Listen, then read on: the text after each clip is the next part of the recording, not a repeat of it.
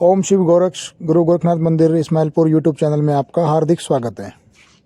माता मदादन कौन है, माता मसानी कौन है, इसकी शक्ति क्या है, इसकी शक्ति कहाँ कहाँ वास करती है, किन किन देवताओं के साथ यह चलती है, आज इसकी पूर्ण जानकारी मैं आपको देने वाला हूँ।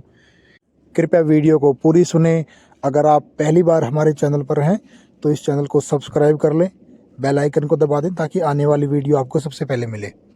माता मदादन को चौराहे वाली माता, छोटी माता, कलर वाली माता, थानों वाली माता, चौक चौराहे की माता और योग माया के नाम से माता जी को जाना जाता है। माता मदादन वह है जब एक समय आता है कि सारे देवता हार मान जाते हैं किसी कार्य को करने में, तो माता मदादन की शक्ति काम आती है। ऐसा कोई भी कार्य नहीं है जो माता मदादन के हाथ का नहीं है, चाहे वो मारण है, उच्चाटन है, चाहे वो किसी का वशीकरण है, चाहे वो किसी के ऊपर से भूत उतारना है, प्रेत उतारना है, किसी का कैसा भी रोग जो चौक चौराहे से लगा है या किसी ने किसी के ऊपर करवाया गया है, तो उन सभी रोगों का निवारण करने के लिए माता मदादन की शक्ति कार्य करती है। माता जी का जो वास है वो चौक चौराहे पर ही होता है और इनका जो भोग प्रसाद है वो चौक चौराहे पर ही दिया जाता है। होली दिवाली को इनका स्पेशल इनकी सैनक एक भोग दिया जाता है, जो हर घर से, हर परिवार से वो भोग दिया जाता है। आपने देखा होगा जब भी होली या दिवाली पे चौक चौराहे पर एक मिट्टी का घड़ा होता है, उसके अंदर माता का श्रृंगार का सामान होता है, मिठाई होती है, पान होते हैं, पतासे होते हैं, तो बहुत सारी चीज़ें वहाँ पर उस घड़े में रखी जाती है जो माता के भोग के लिए दी जाती है। यह सब सामग्री माता मदादन की ही होती है। जब भी कोई भूत प्रेत उतारा जाता है तो वह जो भी उतारा दिया जाता है या सैनक दी जाती है, जो भी भोग प्रसाद दिया जाता है उसके ऊपर से उतारने का, वो सब चौकान वाली जो माता है, जो अपनी मसानी माता है, वो उसी पर ही दिया जाता है। क्यों? क्योंकि माता को भूतों की रानी कहा जाता है।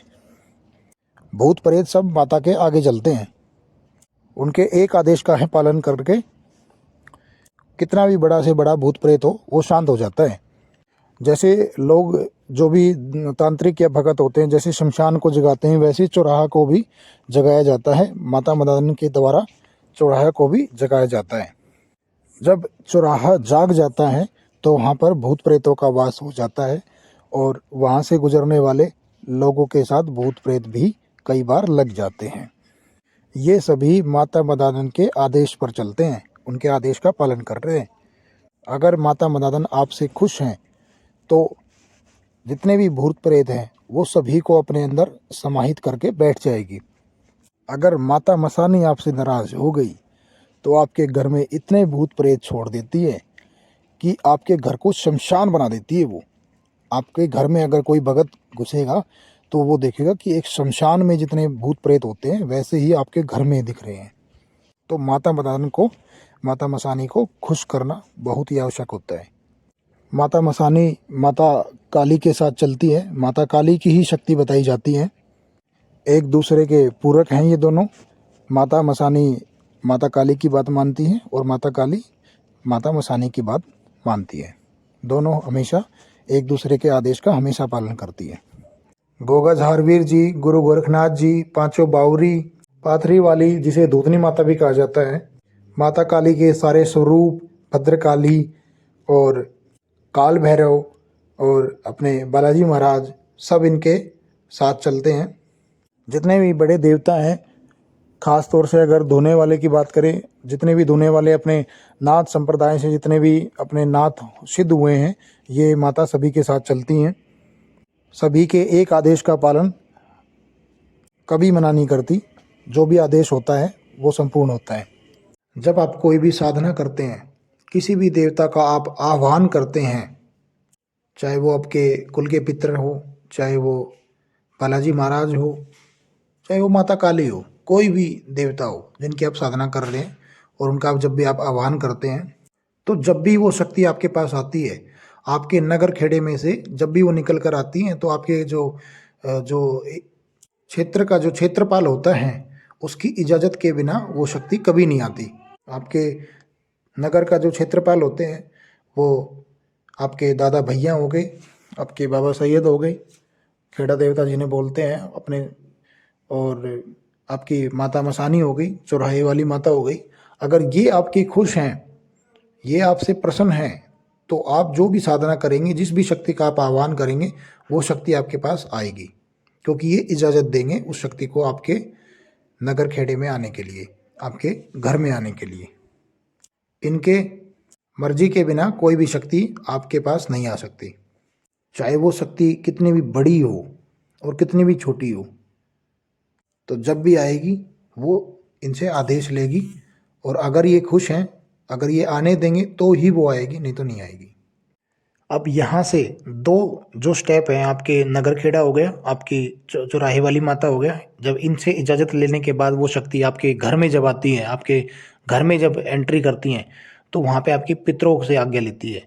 अगर आपके पितर खुश हैं तो उस शक्ति को अंदर आने देंगे, अगर आपके पितर खुश नहीं हैं तो उस शक्ति को वहीं पे ही रोक देंगे, आपके पास नहीं आ पाएगी वो। सेम यही, ये तो हो गया सकारात्मक शक्ति के लिए। अब नकारात्मक शक्ति के लिए भी सेम ऐसे ही होता है।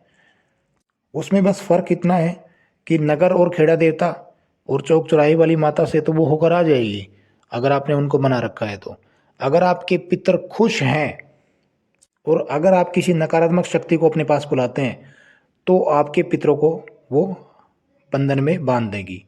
आपके पितर फिर आपका कार्य नहीं कर पाएंगे, क्योंकि वह नकारात्मक शक्ति है, वह आपके पितरों को साइड कर देगी। तो कृपया इसका विशेष ध्यान रखें।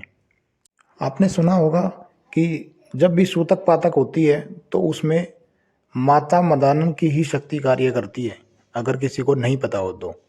जब भी किसी के घर में कोई बच्चा पैदा होता है तो 100 महीने तक वहाँ पे लोग बताते हैं कि वहाँ पे उतारा वगैरह या सैनक वगैरह नहीं जाती है, तो माता मदानन की अगर जाती है, अगर देनी है तो वो चली जाएगी और वो लगेगी भी। इसी प्रकार अगर कोई घर में किसी की भी मृत्यु हो जाती है तो 100 महीने तक उसका सूतक चलता है, तो उस सूतक में भी माता मदान की शक्ति काम करती है। कोई भी सैनक उतारा किया जाता है, कोई भी उनका भोग प्रसाद दिया जाता है तो स्वीकार होता है। 360 प्रकार की होती है मसानियाँ। खाको मसानी, दादी मसानी, जेवर वाली मसानी, मेलडी मसानी, ये अलग अलग मसानियाँ होती है, इनका अलग अलग स्थान होता है। काफ़ी प्रकार की मसानियाँ होती हैं, और सब इनकी जो माता मसानन जितनी भी होती हैं, ये इनकी सब की जो रानी है वो माता मसानी ही होती है, जो चौक चौराहे की माता होती है। सब इनके आदेश पर चलती हैं। ये 64 योगिनियाँ हैं, वो इनके साथ चलती हैं। 52 भैरव हैं, वो इनके साथ चलते हैं। 56 कलबे इनके साथ चलते हैं। तो सब इनके आदेश का पालन करते हैं।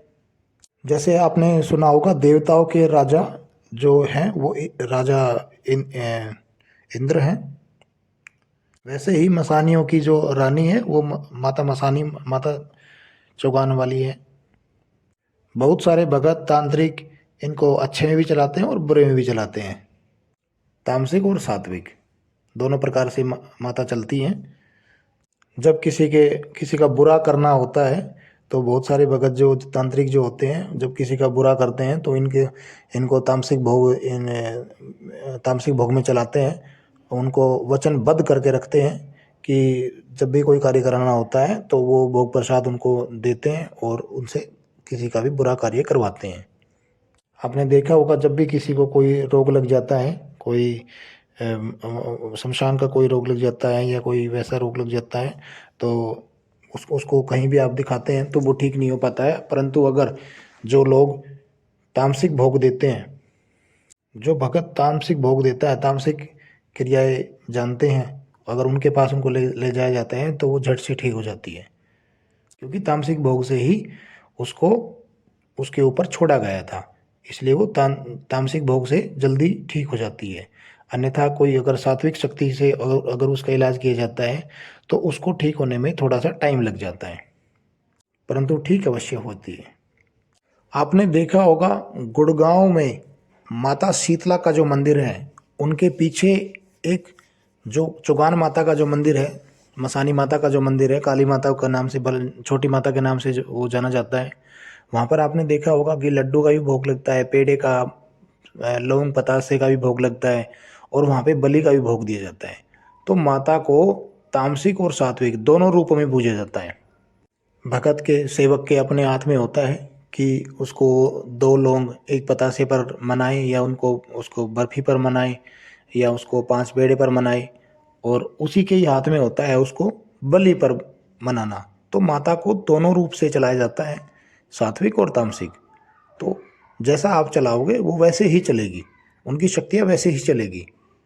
अनेक शक्तियाँ उनके साथ चलती हैं, तो अनेक शक्तियाँ अलग अलग तरीके से कार्य करती हैं। माता की जो प्रिय भगतनी थी, नराती माता थी, नराती माता की आन दी जाती है।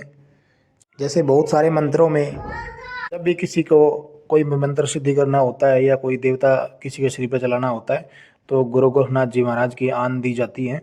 तो वैसे ही माता मसानी को चलाने के लिए, माता मसानी को खुश करने के लिए नराती माता की आन दी जाती है। माता मसानी का जो मेन वार होता है वो बुधवार होता है। वैसे भगत जो तांत्रिक होते हैं वो मंगलवार और शनिवार को भी लोग जो सेवक होते हैं वो इनका भोग प्रसाद देते हैं। माता मसानी बहुत ही शक्तिशाली हैं, बहुत ही दयालु हैं, जोड़े के साथ में ये चलती हैं।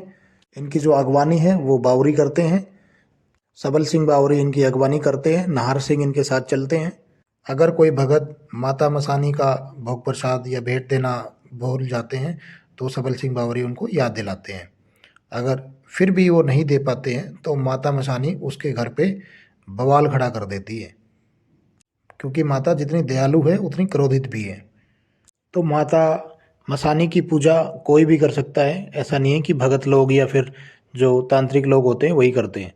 कोई भी व्यक्ति, नगर खेड़े का कोई भी व्यक्ति माता मसानी, माता मदानी की पूजा पाठ कर सकता है। आप ऐसा करेंगे तो आपको उसका फल देखने को भी मिलेगा। आशा करता हूँ दी हुई जानकारी से आप संतुष्ट होंगे। अगर जानकारी अच्छी लगी है तो और भी लोगों तक शेयर करें, ताकि और भी लोगों को इस जानकारी का लाभ मिल सके। मिलते हैं एक नई वीडियो के साथ, जब तक के लिए